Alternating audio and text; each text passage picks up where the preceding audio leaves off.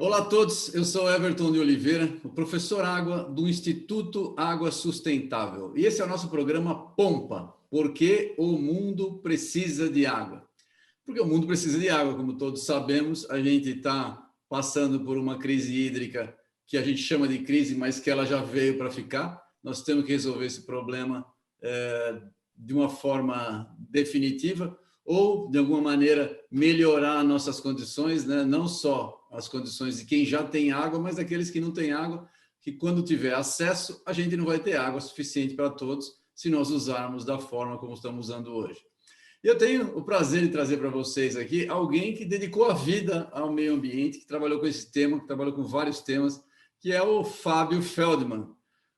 O Fábio ele é administrador de empresas pela GV e advogado pela USP. Foi deputado federal por 3 mandatos consecutivos, deputado constituinte, importante, secretário de Meio Ambiente do Estado de São Paulo, fundador e primeiro presidente da SOS Mata Atlântica, relator da Política Nacional de Recursos Hídricos, dentre muitas coisas que eu poderia passar a entrevista inteira só lendo o currículo do Fábio. Fábio, muito bem-vindo aqui, obrigado pela gentileza de trabalhar com a gente aqui. É um prazer e uma honra ter você conosco. Por favor, conta para a gente aí como é que você consegue ter uma carreira tão exitosa, como é que você entrou na área de meio ambiente, conta lá dos primórdios. Primeiro, Everton, agradecer a você, a Bruna, de estarmos aqui participando, conversando e eu aprendendo com vocês, porque o nosso tema, meio ambiente, né, ele é muito diversificado, né, Everton? Quer dizer, sem dúvida. E não é fácil, né, porque você muda, a poluição do ar vai para a biodiversidade, vai para a água, e, aliás, um dos grandes desafios sempre é a sinergia temática ou uma visão holística, né? É sempre difícil, é interessante isso, né? E eu falo holístico porque na década de 80 a gente valorizava muito, e a palavra holística, né? Não temos que ter visão holística, e não conseguimos, não é, Everton? Não Ter a conseguimos. visão holística. E, aliás, até, quer dizer, eu sempre penso na questão ambiental, e normalmente a gente faz uma arquitetura no governo de secretarias de meio ambiente, Ministério do Meio Ambiente, mas eu acho que muitas vezes um equívoco, que é pensar que meio ambiente é setorial, não é isso? Quer dizer, agora, mais recentemente, eu estou discutindo com algumas pessoas qual seria a arquitetura institucional para cuidar do tema do clima.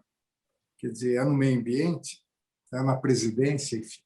Mas eu, como você falou, eu comecei a trabalhar com o meio ambiente. Eu, aliás, tive contato com o meio ambiente quando eu era estudante da GV e se organizou um seminário sobre o livro Limites do Crescimento, que foi um livro na década de 70 que acho que marcou toda uma geração de ambientalistas e que nem eu, que é um livro elaborado pelo Clube de Roma, que era um grupo de cientistas para estudar, quer dizer, os impactos e os grandes desafios para o ano 2000. Imagina, lá atrás, parecia 70 falar no ano 2000, parecia uma coisa assim super distante, não é isso?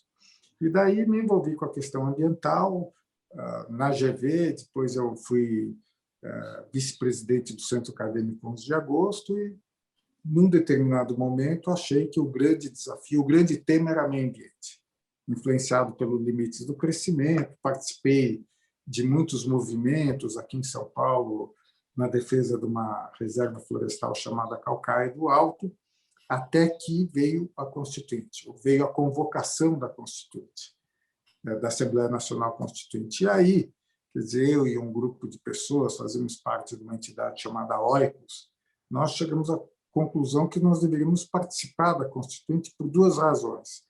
Que a Constituinte era o marco divisor entre o regime autoritário, a ditadura e a democracia. E era onde o Brasil seria debatido e discutido. Então, a conversa foi a seguinte: vamos entrar na Constituinte e vamos lançar uma candidatura que, Everton, naquela época, não tinha nenhuma viabilidade. Zero viabilidade, porque não era um tema que estava na agenda, eu não era conhecido, inclusive, eu não tinha nem partido político à época. E daí eu acho que o acidente de percurso, entre aspas, foi a eleição, que eu fui eleito, porque nós não contávamos com a hipótese da eleição. Tanto que a SOS Mata Atlântica foi criada no mesmo ano. A SOS foi criada no meu comitê eleitoral, porque a gente imaginou que não haveria chance ou risco de eleição. Daí me elegi, e daí, quer dizer, na Constituinte, eu levantei, eu fui praticamente o único parlamentar que tinha uma proposta clara para meio ambiente, e não o tema do capítulo do meio ambiente, mas todas as áreas da Constituinte. E aí foi assim que aconteceu. E até acho que foi um período feliz, né? Mas deixa eu antes de você chegar na Constituinte, porque essa é uma coisa que me intriga. Você saiu, aliás, primeiro você falou da GV, você também fez São Francisco, né? Você se julga mais filho da GV ou da São Francisco ou das duas? E outra, e aí como é que você saiu? Como é que você conseguiu essa façanha? Porque você terminou a escola em 79, pelas minhas contas aqui. Em 86 você já era deputado federal. O prazo é muito curto para você conseguir essa façanha aí, Fábio. Olha, eu acho que, quer dizer, as duas faculdades para mim foram importantes. E, quer dizer, acho que a GV, eu fiz administração de empresas, ela pelo menos era à época um curso que dava um panorama geral. Você vê que ter um curso, quer dizer, ter um seminário sobre limites do crescimento em 74, 75, era uma façanha, você vê. Então, sim. E a São Francisco, que foi a faculdade que eu fiz, quer dizer, eu tinha muita influência. Eu tenho pais que eram advogados, não é isso? E também fui vice-presidente do 11, como eu falei, quer dizer. Agora, você veja que hoje você tem na GV um curso de Direito, você sabia? Tem a GV Law, que é um curso de alta qualidade, é novo, e alunos de administração podem, eventualmente, fazer mais 2 anos e se tornarem advogados. Naquela época não havia essa alternativa.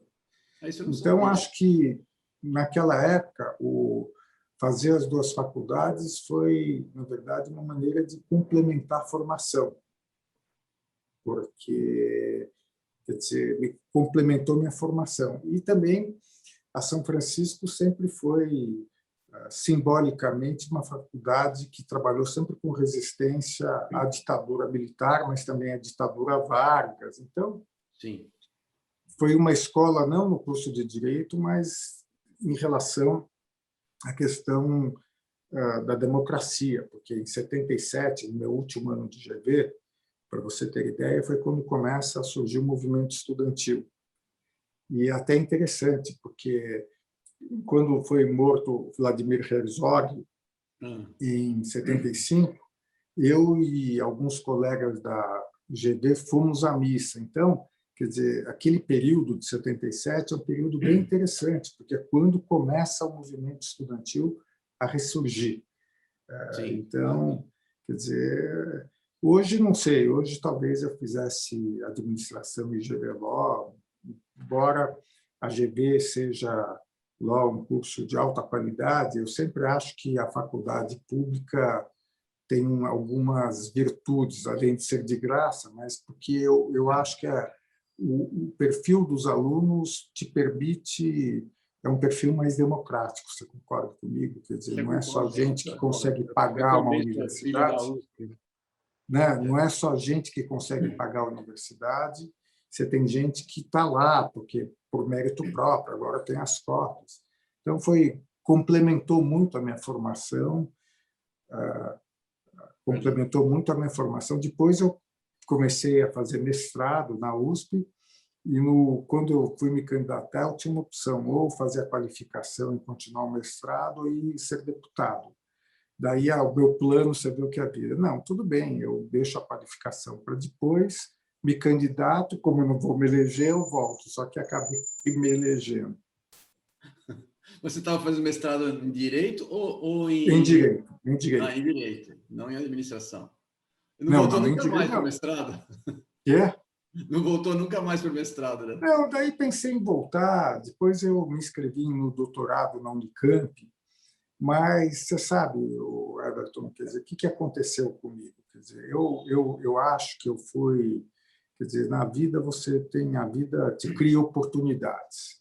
Eu acho que aquela que eu tive foi de estar no lugar certo, no momento certo, porque, quer dizer, eu participei de todo esse movimento no Brasil e no mundo em relação ao meio ambiente. Na Comissão Brundtland, que criou depois o relatório Nosso Futuro Comum, eu participei da audiência pública, as audiências públicas, algumas que ocorreram no Brasil, participei de toda essa discussão do desenvolvimento sustentável, depois, já como deputado, participei muito da Rio 92. Isso. Então, quer dizer... Você foi o chefe da delegação parlamentar da Rio, aliás. Era então, mas eu peguei todo esse movimento, entendeu? Quer dizer, então,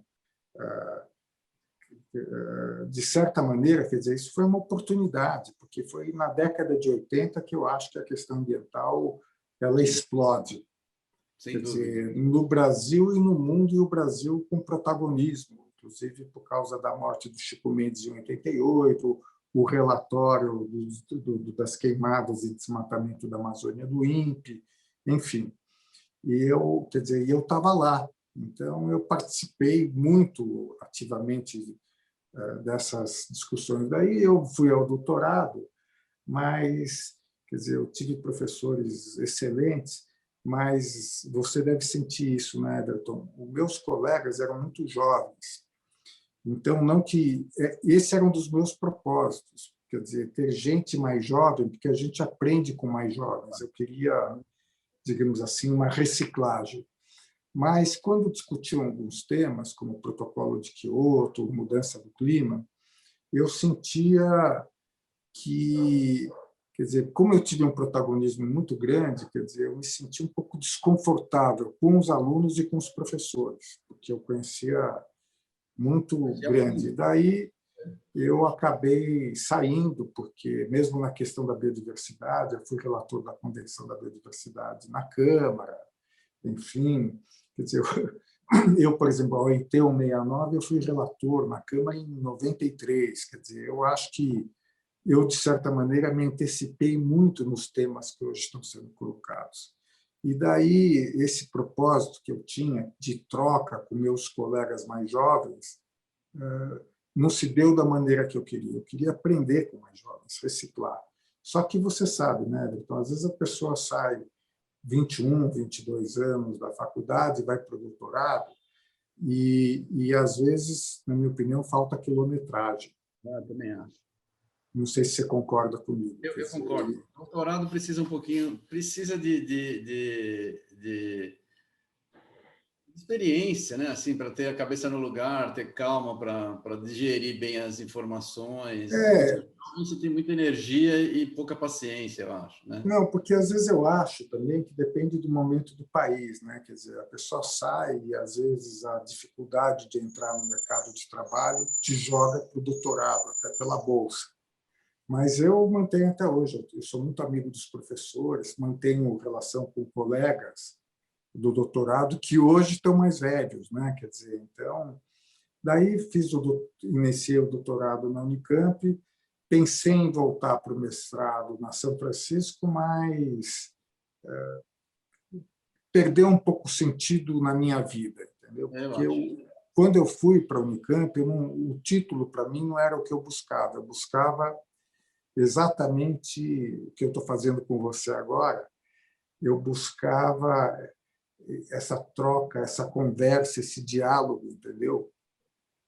Mais do que o título, porque depois de uma determinada altura, quer dizer, o título deixa, no meu caso, deixava de ser o grande objetivo, e sim a convivência, mais do que talvez até o conteúdo. Eu orientei muito o doutorado, né? Eu sei, doutorado é uma experiência solitária, não é uma experiência de convivência, né? Você convive com alguns cursos e depois é uma experiência solitária. Você tem que sentar lá e é você, e você, e você durante pelo menos 3 anos, né? É verdade. É difícil, é difícil. Mas eu vou perguntar da Rio 92, como você participou lá, aquilo teve uma efervescência, eu lembro, né? E a posição ambiental no mundo, de fato, estava em alta. Ainda tá, mas com digamos assim, as ideias mudaram muito, né? Algumas coisas se assentaram, outras saíram do tema. A pergunta é, você acha que a coisa evoluiu bem ou a gente vai ser autoexterminado se a gente não melhorar a nossa cultura? Você tem uma visão pessimista ou otimista? Já que você viu muita... Olha, quer dizer, eu acho que tudo começou em 72 em Estocolmo, não é isso? Quer dizer, a primeira grande conferência, que faz 50 anos agora, né? 50 anos de Estocolmo, e ali eu acho que se deu um passo muito importante. Inclusive, eu sempre falo isso, porque as pessoas falam muito da Rio 92 e o texto constitucional, mas o que nos inspirou na Constituinte foi Estocolmo, porque não havia... A Conferência do Rio foi convocada, na verdade, um pouco depois. Então, e a própria Conferência de Estocolmo previa uma segunda conferência que levou 20 anos para ser realizada. E acho que a década de 80, como eu estava dizendo, quer dizer, você retoma a discussão de 72, mas num outro patamar. Por que num outro patamar? Porque, quer dizer, você tem em 80 um fato que, na minha opinião, foi o gatilho de tudo isso, que foi aquela imagem de satélite demonstrando o buraco na camada de ozônio sobre a Antártida. Aquela imagem de satélite ela foi importante, Everton, porque, quer dizer, a partir dali, você não discutia do impacto da humanidade no planeta como uma coisa abstrata. A imagem está lá. A discussão era o que causava o buraco da camada de ozônio. Então, acho que quando se convoca e se realiza a Rio 92, o Eco 92, que envolve a sociedade civil, eu acho que o patamar de consciência era outro, totalmente diferente. Eu acho que a Rio 92, até certo ponto, foi um grande sucesso, porque foi a reunião que reuniu o maior número de chefes de Estado do mundo jamais realizada pelas Nações Unidas. Ela tem alguns produtos importantes, como a Convenção da Biodiversidade, de diversidade biológica, que é até interessante, né, Everton? Porque pouca gente sabe, mas os Estados Unidos não ratificou. E a Convenção do Clima, a Agenda 21, logo depois, logo não, alguns anos depois, a Convenção de Combate à Desertificação. Então, ali foi se colocou as questões, se colocaram as questões principais, quer dizer, do ponto de vista de arquitetura institucional das Nações Unidas, não foi um sucesso, porque o PNUMA, Programa das Nações Unidas, que foi criado em 72, em 92 não foi modificado, quer dizer, existe, na minha opinião, ainda um déficit institucional a nível mundial de quem monitora o meio ambiente, apesar de que em 2012, na Rio+20, quer dizer, você subiu o patamar institucional da questão ambiental na família das Nações Unidas. E acho que nós evoluímos muito. Quer dizer, depois você tem os Objetivos do Desenvolvimento Sustentável, em 2015, mas o que você falou e o que a gente conversou de início, antes de começar aqui, é o seguinte, quer dizer, evoluímos muito, por exemplo, nas convenções, especialmente a Convenção do Clima. Quer dizer, nós tivemos Glasgow o ano passado, porém, esse que é o grande problema, é que a prova dos 9 nós somos reprovados. A gente conversou isso. Quer dizer, a gente tem a política nacional, no âmbito brasileiro, você tem a Política Nacional de Recursos Hídricos de 97, nacional. Você tem alguns estados também que tiveram, como Ceará, mesmo São Paulo, políticas também importantes. Quer dizer, você tem a ANA, que é uma entidade forte com o recurso. Só que você faz a prova dos 9, você conhece melhor do que eu, melhoraram os recursos hídricos no Brasil, eu tenho muita dúvida. Quer dizer, a gente fala do desmatamento da Amazônia, que o desmatamento na Amazônia é o simbólico do meio ambiente no Brasil, ainda que o meio ambiente não se reduza à Amazônia como se coloca de maneira geral. Mas eu acho que no Brasil e no mundo tem um déficit de implementação, quer dizer, o teste da realidade é contra nós, né, Everton? Concordo. Nós somos... Contra nós, quer dizer, não evoluímos como deveríamos. Na questão dos recursos hídricos, se você é professor, meu mestre, a Bruna, quer dizer, os rios brasileiros estão melhores? Não estão. Quer dizer, agora está todo mundo muito esperançoso com o marco do saneamento, como se o marco do saneamento fosse resolver. Pode adiantar, mas o fato é que, e eu gosto muito da discussão dos boundaries do planeta, que é um pouco um formato novo nos limites do crescimento de 72, 73, mas o fato é que os indicadores planetários militam contra nós, né, Everton? Que área nós somos bem? Que área nós somos bem, não é isso? É difícil, é difícil. A gente tem algumas coisas que eu vejo. Deixa eu fazer uma pergunta, aproveitando um gancho que você deu aí. A história da camada de ozônio é verdade, porque a gente tem um fato gerador importante, você tem uma foto, é difícil de você brigar contra uma informação visual, né? A gente aqui, o nosso tema principal é água, e você trabalhou bastante com água. A gente tem um projeto também de satélite americano, o GRACE, que foi para medir a quantidade de água, a variação da quantidade de água nos planetas. Para quem não conhece, eu vou explicar aqui, só você me perdoa, Fábio. São 2 satélites que andam juntos a uma distância fixa.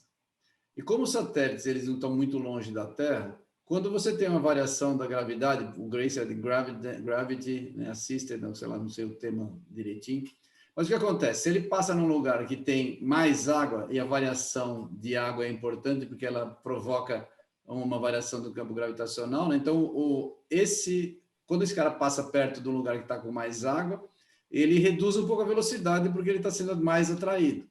Então, a distância entre os dois muda. Então, quando ele fica passando ao redor do planeta, né? Sempre você tem essa variação, você sabe o quanto tem de água, porque você sabe a distância entre os dois. Se a distância vai mudando com o passar do tempo, é que a quantidade de água naquele local que ele está sobrevoando, vamos dizer assim, né? Ele está mudando. Então, a gente tem o GRACE, ele era previsto para ficar 10 anos, mas o sistema continuou funcionando, ele está funcionando até hoje, as informações estão sendo geradas, e a gente tem várias relações da variação gravitacional. As universidades têm acesso ao dado para poder comparar, que eles falam que é bringing grace down to earth, né? Vamos fazer os dados da Terra baterem, comparar. Então, você tem trabalhos mostrando a variação de água em aquíferos, por exemplo, que mostra essa diferença. Então, como os planetas estão mudando. Mas não é uma fotografia, ela não tem esse impacto que a gente vê. Então, a gente tem dados, sim, de que a gente está usando mal a água, mas a gente não tem essa informação tão visual. Aí, a pergunta para você é a seguinte, você está vendo esse caminho aí, você participou da criação, né, do Plano Nacional de Recursos Hídricos. O Brasil deveria ter um protagonismo nisso, você não acha? A gente tem 12% da água doce do planeta, um país com mais água disponível, e a gente não tem protagonismo algum. Você acha que tem alguma chance da gente andar para esse caminho?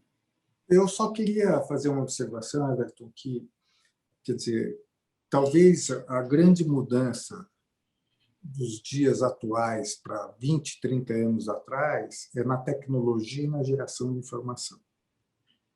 Quer dizer, eu queria fazer essa observação. Quer dizer, aliás, coisas engraçadas, que acho que às vezes eu comento. Na Constituinte, você tinha 503 deputados e 4 telégrafos. Então, quando eu queria... A mobilização se fazia por telefone e telégrafo. É muito louco isso. É bom o pessoal saber que não tinha telefone celular, era fixo. Era fixo. Não, meu primeiro telefone celular foi na Rio 92, que custava uma fortuna, ele parecia um tijolo e pesava 1,5 kg, mas enfim. E daí, quer dizer, não tinha nem fax naquela época. Daí, quando eu adquiri um telex, fiquei felicíssimo. Imagina, a Bruna nunca viu um telex na vida dela, provavelmente nunca viu um fax. Então, eu acho que essa mudança tecnológica ela é muito importante. Porque hoje, você, se quiser, você tem informação. tanto para estudo, né, Everton, quanto para fiscalização. Sim. Quer dizer, o que você falou é muito importante, inclusive na área de poluição do ar.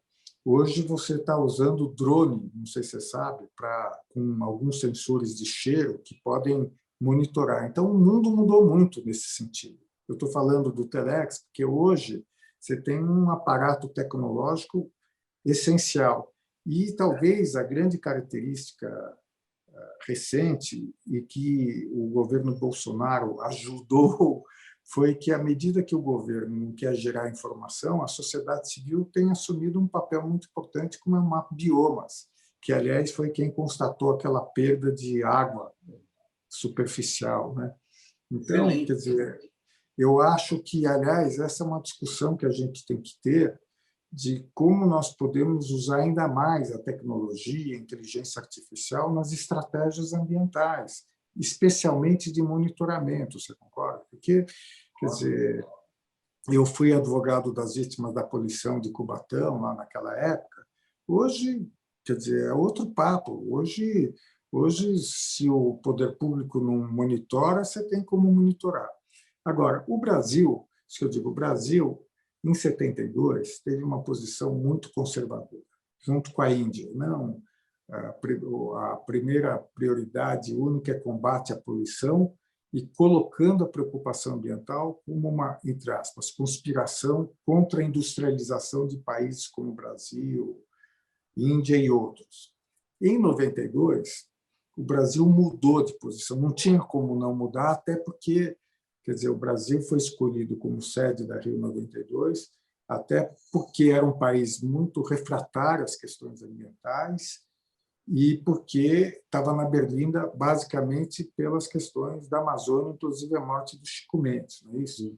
Daí o Brasil mudou. O Brasil, quer dizer, o Brasil foi muito bem sucedido como anfitrião da Rio 92. Por que eu vou contextualizar o que eu estou dizendo, né?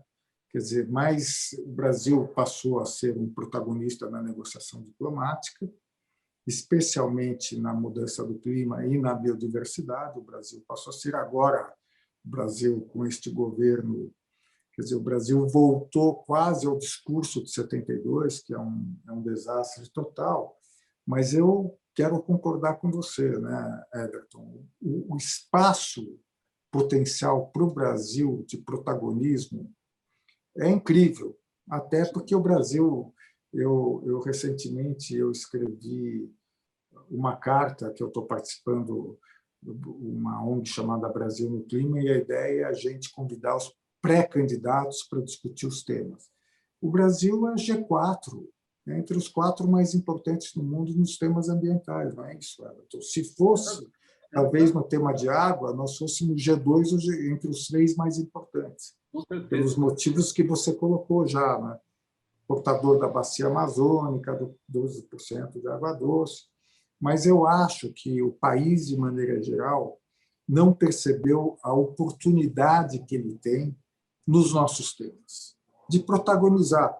E você falou uma coisa importante, que também mudou da década de 80 para cá, que é o acesso à informação.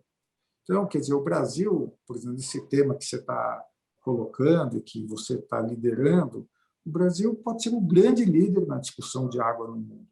Um grande líder, ele preenche as condições para isso. Ele é um país, no campo de água, G1, né? Seria o principal país, inclusive, tanto na questão de ser portador de 12% da água doce, quanto portador das florestas tropicais, que tem uma importância no ciclo hidrológico. Ele é importante, o Brasil, porque, pelo tamanho da população, pelo papel da economia que o Brasil tem e pelo protagonismo. Então, quer dizer, certamente, quer dizer, o espaço para o Brasil é enorme, só que eu acho que até aqui praticamente nenhuma liderança política percebeu o potencial do Brasil. A gente está sempre na defensiva, né, Everton? A gente está sempre correndo atrás do prejuízo. E, quer dizer, a minha visão é o contrário. O Brasil poderia... e tem 2 aspectos que tornam o país importante. que é uma comunidade científica instalada e respeitável. Quais são os outros países do mundo que têm uma comunidade acadêmica como nós, Everton? Índia, a China, mais recentemente, e uma sociedade civil organizada. Por exemplo, quando você vai para a China, esse requisito não existe. A China não tem uma sociedade civil tão organizada quanto o Brasil, nem a Índia. Então, quer dizer, nós reunimos todas as condições. Por que não vamos para isso? Porque eu acho que é uma questão de mentalidade. Quer dizer, o governante brasileiro, quer dizer, o Brasil lutou durante anos aí, especialmente no governo Lula, a meta da política externa era o Brasil fazer parte como membro permanente do Conselho de Segurança das Nações Unidas. Não é isso? Se o Brasil assumisse a liderança que você está propondo, viria por gravidade. Não viria por gravidade? Exatamente. Agora, aí, Everton, qual é o desafio? O desafio é a mudança de mentalidade. Quer dizer, eu gostaria muito que, quer dizer, o próximo presidente da República do Brasil compreendesse isso. Quer dizer, imagina o Brasil liderar a nível internacional, como você está propondo, uma discussão sobre gestão de recursos hídricos, eventualmente precificação. Quer dizer, o Brasil tem uma avenida pela frente e ele só vai avançar nessa avenida quando nós tivermos pessoas com poder de decisão, com uma sensibilidade mínima para o potencial que nós temos pela frente. Não é isso? É o que você estava falando para mim. Deixa eu fazer uma pergunta que você tem uma experiência pessoal que talvez possa me responder. Eu fiquei muitos anos na academia e eu tenho uma experiência. O pessoal da academia no Brasil não tem complexo de vira-lata, que o pessoal chama aqui, né, que é famoso. O pessoal não tem. Se coloca em posição internacional, sem problema, ninguém fica desconfortável. Vários dos cientistas brasileiros, muitos são muito internacionalizados, grande parte existe uma política para isso. Mas eu acho que essa mentalidade não passa para políticos. Os políticos não são tão internacionalizados assim, eles não têm... Essa é a minha impressão. Você acha que isso é verdade? Não, Everton, isso é verdade não só no Brasil. Quer dizer, pega os Estados Unidos. Por que eu estou falando dos Estados Unidos? Porque, primeiro, a arquitetura do Congresso americano é baseada no voto unicamente distrital. Então, o parlamentar americano na Câmara dos Deputados americanos ou no Senado americano, ele, na verdade, ele só tem agenda doméstica. São muito raros nos Estados Unidos os parlamentares que têm uma visão cosmopolita ou mesmo internacional. Estou citando dos Estados Unidos. Por que eu estou falando isso? Dizem que o George W. Bush nunca tinha saído dos Estados Unidos até se eleger presidente. Então, quer dizer, o que você está falando, que é um provincianismo, um paroquialismo, por exemplo, a marca dos Estados Unidos. É verdade. Quer dizer, no Brasil também, quer dizer, nós temos, na verdade, dificuldades, porque aí você vê até é uma dificuldade dos políticos, de maneira geral, apesar que não dá, eu acho que o político brasileiro tem uma visão muito melhor do mundo do que o seu equivalente nos Estados Unidos. Agora, também tem esse problema que eu acho que tem um desafio na democracia, Everton, que é o seguinte, quer dizer, a democracia ela coloca o horizonte de tempo para a próxima eleição, todos os países do mundo. Você vai falar com qualquer governador, presidente, mesmo parlamentar, qual é o grande desafio dele? É a próxima eleição. Esse é um desafio da democracia. Como é que você coloca o longo prazo na agenda política ou na agenda política partidária? Agora, eu acho que para o Brasil, como a gente estava falando, quer dizer, eu acho que nós estamos vivendo um momento em que a importância do Brasil, quer dizer, está sendo valorizada às avessas. Quer dizer, o Brasil está no cenário mundial pelo desmatamento, pelo contra-exemplo. Exatamente, pelo desmatamento da Amazônia do Cerrado, Verdade. pela não demarcação de terras indígenas e por uma agenda contra a sustentabilidade. Tá? Quer dizer, o que nós vamos fazer é que seja o contrário, como você está falando. Quer dizer, que o Brasil se afirme no mundo por uma agenda de sustentabilidade e, a partir do que o Brasil assumiria, digamos assim, uma liderança quase por exemplo. Né? Quer dizer, eu lidero por exemplo. Mas não é o que está acontecendo no Brasil e não é o que aconteceu nos últimos anos de maneira geral. Nos últimos anos não aconteceu porque eu acho que o Brasil não teve um presidente da República. Aliás, talvez as pessoas vão ficar um pouco chocadas com o que eu estou falando. O Collor, quando se elegeu, ele percebeu a importância do tema ambiental. É interessante isso, porque o Collor era um sujeito que ele tinha muitas, ele era um cara bom de marketing, concorda? Ele percebeu isso, tanto que o Collor demarcou o território Yanomami. É interessante isso, né? Quer dizer, mas fora isso você teve o próprio Fernando Henrique, Lula, que tiveram um papel, mas muito um papel tímido perto do potencial brasileiro. Sem dúvida. Quer dizer, o Mesmo o Brasil Fernando, que é um cara internacionalizado, também não foi assim. Né? até no caso do Fernando Henrique, talvez do Lula, aí, Everton, é uma questão também de geração. Esta geração, eu falo, tem muita dificuldade de entender a importância dos nossos temas, não é isso? Quer dizer, eu acho que tem um gap de geração aí, quer dizer, de não compreender que eu vou até talvez exagerar. O grande potencial brasileiro está nessa área, para se afirmar internacionalmente como líder e nas políticas internas e domésticas, como você está falando. Quer dizer, o governo Bolsonaro ele obscureceu um pouco a crítica do movimento ambientalista a outros níveis subnacionais dos governadores.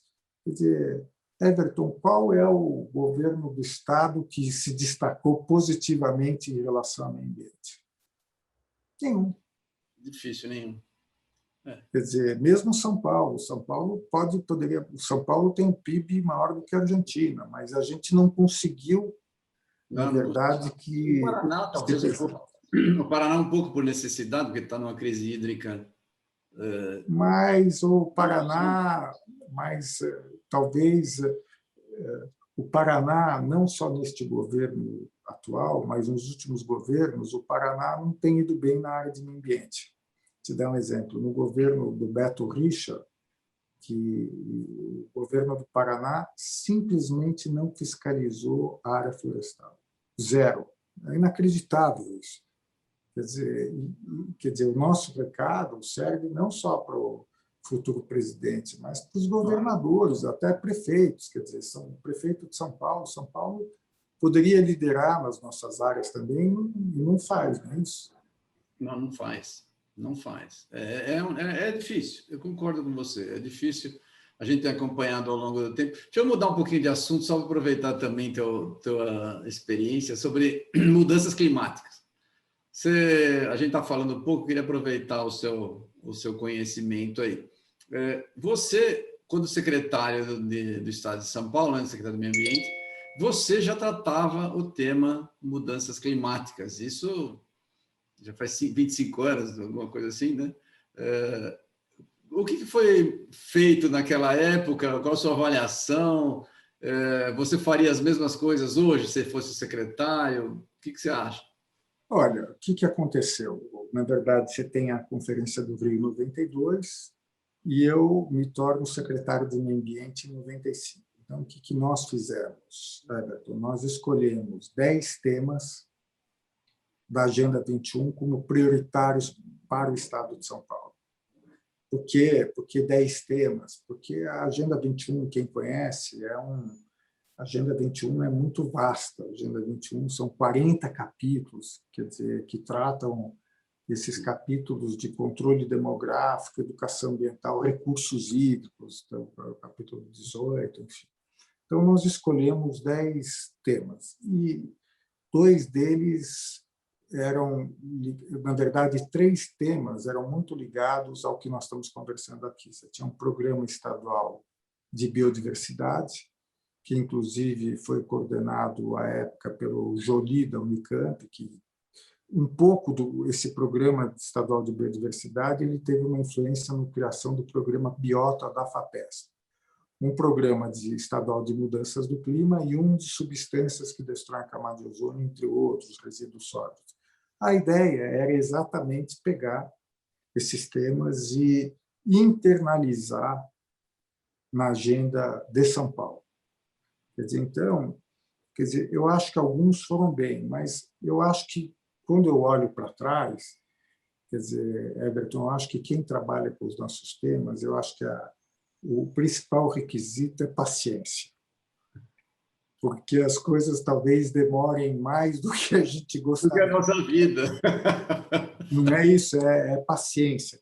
Você tem que... como a gente, às vezes, trata esses temas com certo pioneirismo, tem que ter paciência para que haja uma certa maturidade da sociedade. Então, no caso daqueles programas, eles foram feitos em 95, e você veja, 95, antes do protocolo de Quioto, que foi assinado em 97. Aliás, eu fui na negociação de Quioto em 97. Então, eu acho que eles foram importantes, mas só mais tarde é que eles ganharam uma certa musculatura. E eu falo isso de paciência, porque você sabe, Everton, projetos de lei meus, a maior parte deles que viraram leis foi depois que eu deixei de ser deputado. Então, tem um tempo de maturidade. O desafio hoje é que esse tempo não existe, dada a urgência dos nossos temas. Não tem, no tema de mudança do clima, ação imediata, 2025, 2030. Biodiversidade não é diferente. Recurso hídrico também não é diferente. Então, eu acho que esse é um desafio em relação aos nossos temas. Eu acho que qual o elemento que falta? É o senso de urgência. Eu acho que não se percebe a urgência dos nossos temas. Glasgow foi um sucesso diplomático? Acho que foi. Foi suficiente? Não foi suficiente.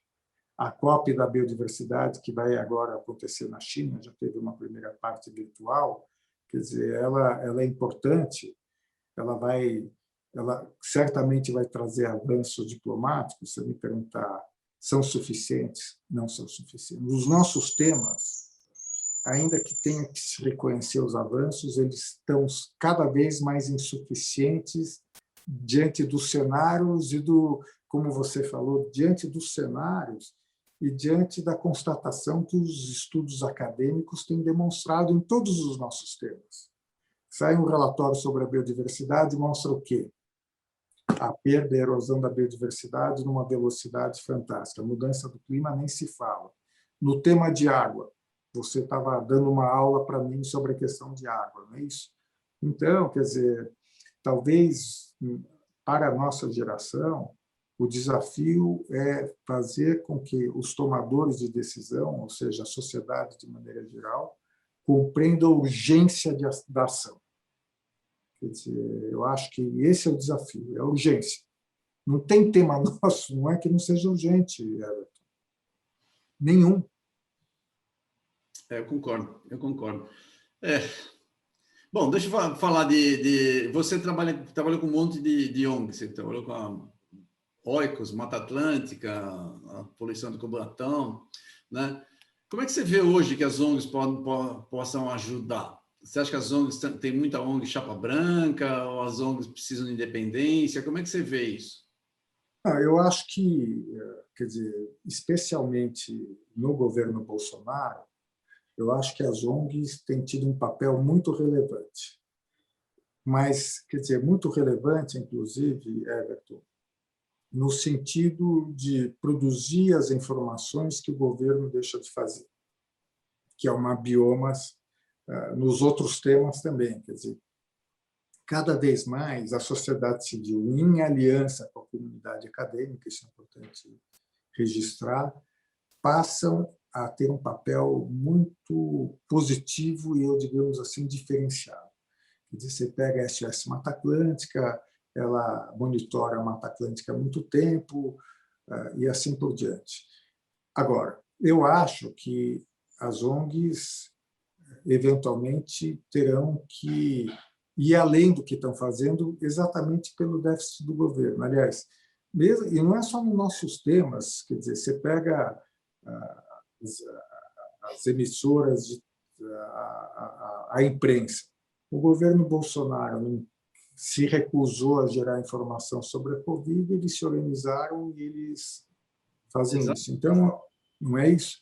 Então, eu acho que a sociedade civil tem tido um papel muito relevante. Quer dizer, eu acho que ela foi pega de surpresa, como eu, você, num governo Bolsonaro, porque a partir do governo Sarney, com maior ou menor intensidade, os governos sempre endossaram a nossa agenda. Maior ou menor intensidade, todos eles, sem exceção. Quer dizer, não tinha governo que ostensivamente era contra a nossa agenda. Este é o primeiro governo que tem uma posição radical contra a agenda ambiental, promove o retrocesso legislativo, o retrocesso na fiscalização, enfim. Então, eu acho que a gente tem que ter a capacidade de sociedade civil, você, comunidade acadêmica e até o setor empresarial, de uma agenda de convergência. Por exemplo, um tema que eu tenho trabalhado nos últimos anos, solo. O Brasil é um país que, até agora, quer dizer, a agricultura eficiente, ela não vai funcionar nunca bem sem solo fértil. E o Brasil tem perdido por erosão, quer dizer, uma enorme quantidade de solo. A gente não vê esse tema na agenda do Brasil, você concorda? Vê aqui e ali, mas sem intensidade. Esse é um tema, Everton, que tem convergência com água, que é o que você trabalha, com biodiversidade, com mudança do clima, porque os solos são importantes do ponto de vista de estoque de carbono, não é isso? Quer dizer, os solos são importantes pela biodiversidade que eles possuem, e é uma agenda de convergência, eventualmente, com o agronegócio. Porque o agronegócio tem que colocar no seu modelo de negócio o solo. Então, eu acho que o desafio nosso, cada vez mais, Everton, será encontrar agenda de convergência em cima de temas. Por exemplo, o tema de solo eu acho que é importante. E você que trabalha com água, você sabe que a interação entre solo e água, enfim.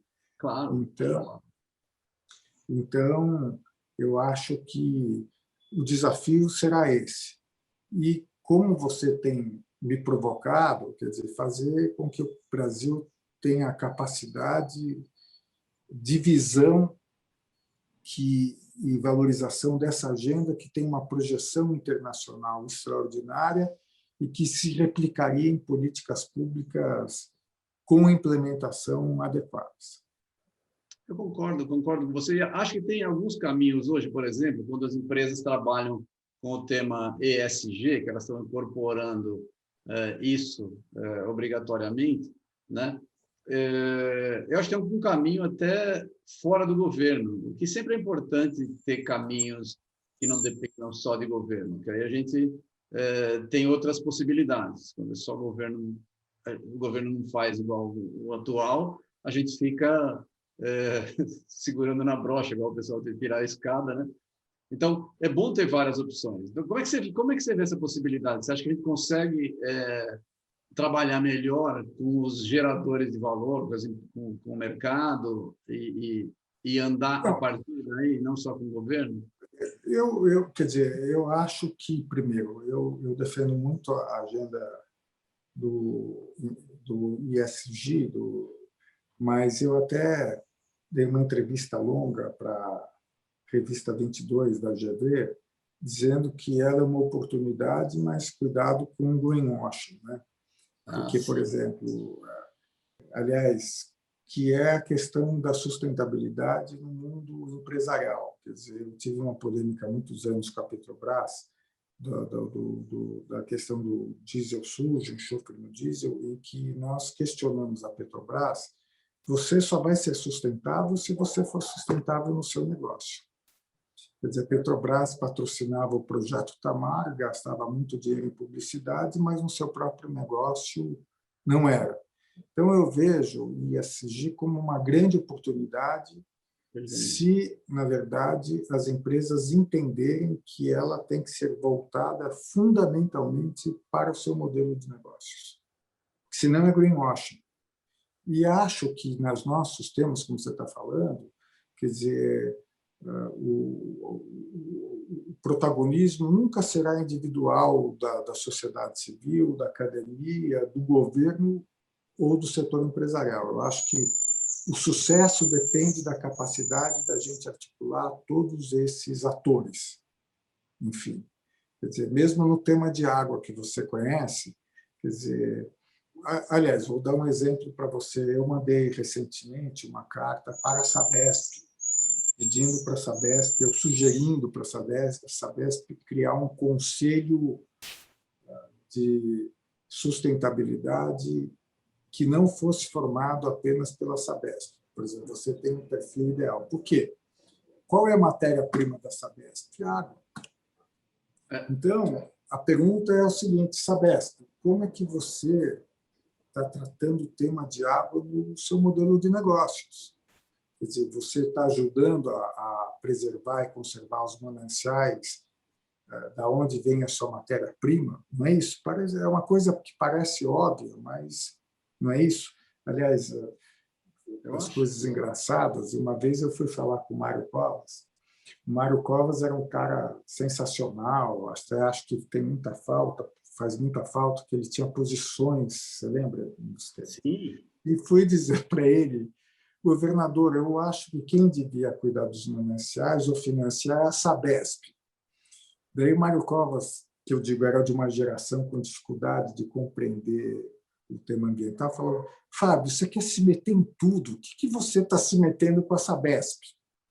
Porque a gente tinha, naquela época, 25 fiscais para fiscalizar os mananciais. Imagina o que é isso, Everton. Quer dizer, nada, não tinha recurso e tal. Então, por exemplo, eu estou dando o caso da Sabesp, olha, na verdade, como a gente poderia discutir com a Sabesp para, de fato, ela incorporar nessa agenda o tema de água numa visão até holística que a gente estava conversando, concorda comigo? Eu até contei um outro caso, teve um período aí que eu propus para a Agência Nacional de Águas um projeto que era a ANA monitorar, começar com a São Paulo, monitorar as ocupações de mananciais. Por quê? Porque a ANA publica todo ano o Atlas de Abastecimento Urbano. E eu acho que a ocupação, as invasões que estão ocorrendo nos mananciais é uma vulnerabilidade para os reservatórios. A ANA entendeu que esse assunto não era da sua agenda. Imagina, os técnicos reprovaram. E aí tinha uma questão política, Everton, que é a seguinte, quer dizer, nenhum estado e nenhum município vai produzir informação mostrando que eles têm sido omissos ou que eles estão prevaricando, aqui em São Paulo, por exemplo. O governo estadual nem a prefeitura vão dizer estou deixando ocupar os mananciais. Por isso que eu defendia que a informação fosse nacional, porque está distanciada, e com isso mobilizaria a sociedade. Pode ser. Então, quer dizer, os desafios, inclusive, voltando ao que você falou de sociedade civil da academia, é produzir informação. Quer dizer, aqui em São Paulo, quem ocupa mananciais é o PCC. No Rio, é milícia, assim por diante. E, entre nós, é uma clara omissão do poder público. Porque, aliás, eu acho que eu tenho participado de alguns debates que eu digo isso. Quer dizer, até a questão do governo Bolsonaro. Poder de polícia, só o poder público exerce. Você não pode exercer, eu não posso exercer, que é uma atividade intrínseca ao exercício da política e da administração pública. E a pergunta é, pode o poder público deixar de exercer o poder de polícia? Eu, pessoalmente, acho que não, mas é o que o governo Bolsonaro está fazendo. Quer dizer, desmontou o IBAMA, ICMBio, não combate o desmatamento, mas, em certa medida, isso está acontecendo nos mananciais aqui em vários estados, você concorda comigo? Eu concordo com E você. gerar informação, Everton, é muito importante para mobilizar a sociedade, não é isso? Porque, isso que eu digo, nenhum governo estadual, municipal vai dizer, olha, está se ocupando dos mananciais, está se ocupando mesmo, e a gente não está fazendo nada. Mas, na prática, é o que está acontecendo. Né? E é, infelizmente, democrático. Não é o governo deste partido. Praticamente todos os governos estaduais estão sendo omissos, em maior ou menor medida, em relação aos nossos temas, com pouquíssimas exceções. Eu concordo. Você falou da Sabesp, eu concordo contigo. Eu acho, mas eu sou um empresário, então, claramente, eu penso muito como empresário, né? Sou da academia também, mas eu penso bastante como empresário. A Sabesp, ela é uma empresa, se eu não estou enganado, ela é a quarta empresa de saneamento do mundo em tamanho, ela é uma empresa considerável. Eu sou a favor que a Sabesp se internacionalizasse, porque é uma empresa que tem tecnologia, que tem bons quadros, ela não é uma empresa estatal enferrujada, não é verdade, ela é uma empresa que anda bem, tem tecnologia, poderia ter um protagonismo internacional interessante. Eu acho que seria bom para os funcionários da Sabesp, porque eles têm capacidade de atuar, cresceriam se a empresa crescesse. A empresa sempre mantém relações fortes com a sua base, com o seu próprio país. Seria bom para todo mundo. E eu acho que, então, nesse caso, o protagonismo tinha que passar também por vários exemplos, com situação de quem mostra como é que deve ser usada a água. Essas coisas são interessantes. Como o Brasil tem bastante água, a gente tem no estado de São Paulo também muita água, né? Eu acho que teria um caminho claro, empresarial, de andar. Não sei se ela teria que deixar de ser do Estado, é uma decisão... Não, ela já é sociedade anônima, né? não, ela já tem ações na Bolsa de Nova York. Quer dizer, então, ela é uma empresa de capital aberto. E eu estou assinalando isso porque quanto mais ela fosse reconhecida como uma empresa líder em sustentabilidade, agregaria valor para a Sabesp. Mas, no caso da Sabesp, ainda que os últimos presidentes da Sabesp sejam pessoas da primeira qualidade, preparados, inteligentes, eu acho que o que você falou em relação ao país serviria à Sabesp. A Sabesp tem capacidade e potencial de ser a grande referência de empresa em água do mundo. Como você falou, ela é a maior empresa da América Latina, não é isso?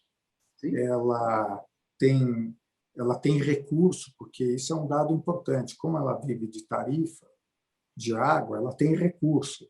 Então, quer dizer, a Sabesp poderia, quer dizer, no seu plano estratégico, na minha opinião, é o que eu tenho conversado com as lideranças da Sabesp, se transformar na maior referência em sustentabilidade do mundo. Ela tem tudo para isso, mas ela tem que querer. Você concorda comigo? Inclusive, ela está com planos ainda de aumentar a privatização. Então, eu, pessoalmente, foi nesse sentido que eu mandei uma carta para o presidente da Sabesp, no sentido de um conselho externo, porque, quer dizer, imagina você, Everton, falando isso para os tomadores de decisão da Sabesp. Quer dizer, não como alguém que está dentro do perfil, não sendo funcionário, mas podendo ser, digamos assim, uma pessoa que ajuda a dar uma visão externa, que foi isso que eu propus lá para a Sabesp. Ajuda a pensar, eu concordo com você. Concordo com você.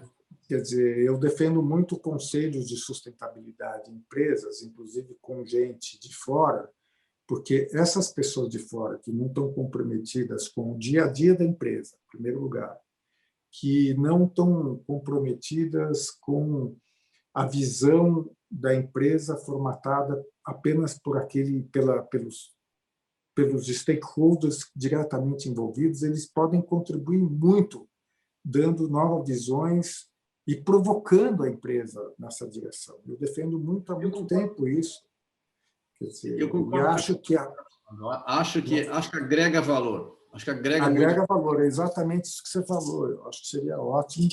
Quer dizer, agrega valor quer dizer, concretamente, e é o que você falou. Eu acho que o que você falou do Brasil, que pode ter protagonismo, que pode ser líder, se aplica perfeitamente a Sabesp. Perfeitamente a Sabesp, perfeitamente. Eu concordo, acho que a Sabesp, eu acho que está nesse caminho, pelo menos atualmente eu enxergo já que eles já acendeu uma luz lá sobre essa possibilidade. Ela é uma empresa grande, ela tem uma ligação forte com o Estado, então as coisas são lentas, como você mesmo falou, mas já pelo menos acendeu, está mostrando um caminho. Fábio, o nosso tempo está chegando ao final aqui, o nosso papo está muito bom, eu vou voltar a falar com você mais vezes. Eu queria que você falasse como é que a gente pode trabalhar junto com o IAS, com você, ajudar nas suas causas e vice-versa. Se você puder encerrar.